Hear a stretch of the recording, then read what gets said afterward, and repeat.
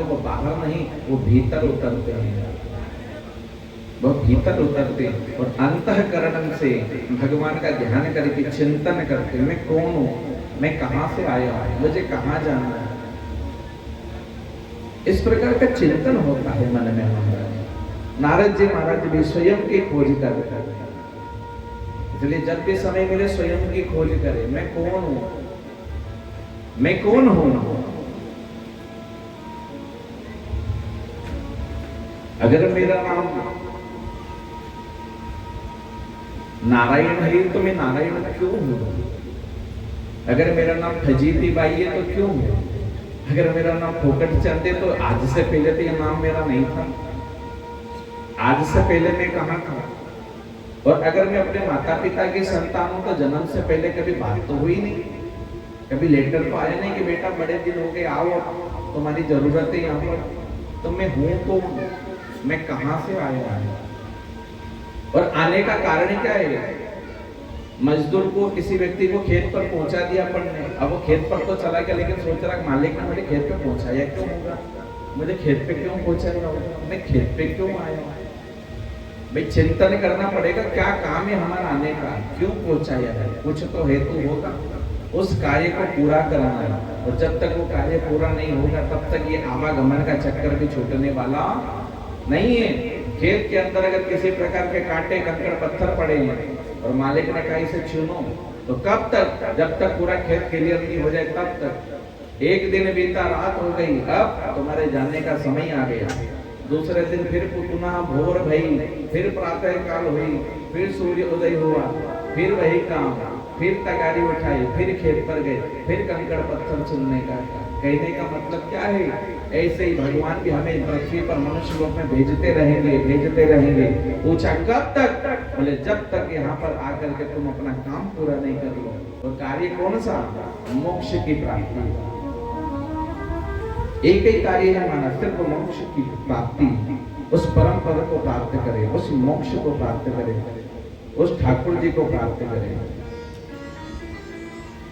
यदि आप गाड़ी चलाते हैं तो उसे सर्विसिंग के लिए भी गैरेज पर अवश्य भेजते होंगे ताकि उसकी सफाई हो सके।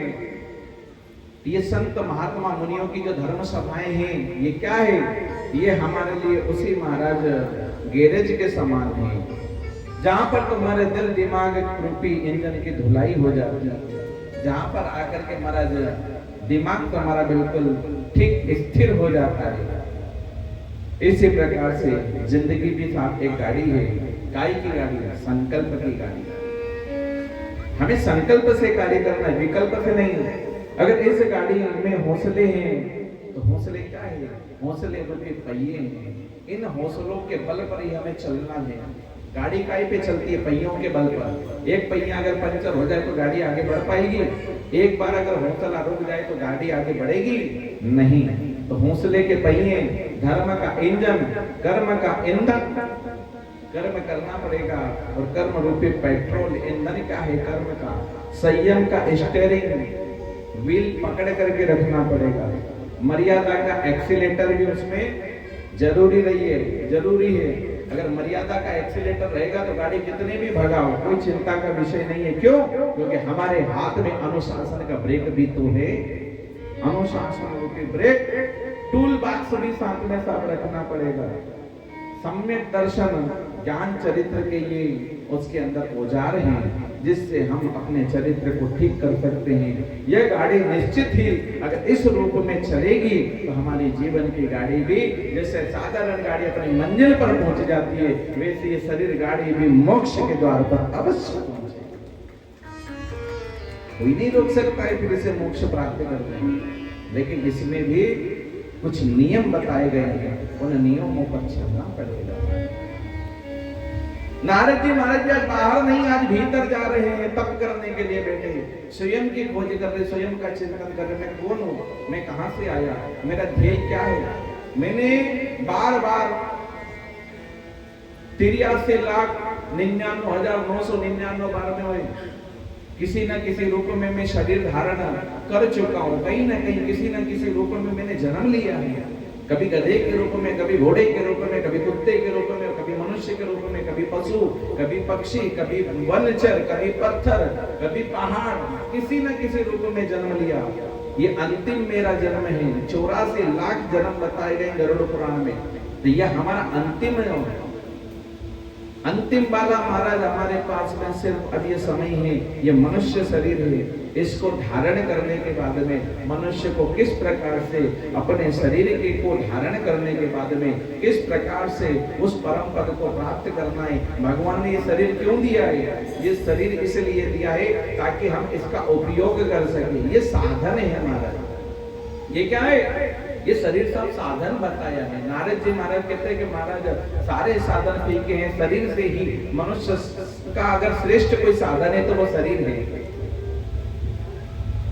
संत महात्मा कहते हैं शरीर तो बड़ा निंदित है, शरीर तो ऐसा है, शरीर वैसा नहीं साहब। ये शरीर हमारा साधन है। और हम कौन है? हम साधक हैं। हम कौन है? हम साधक हैं।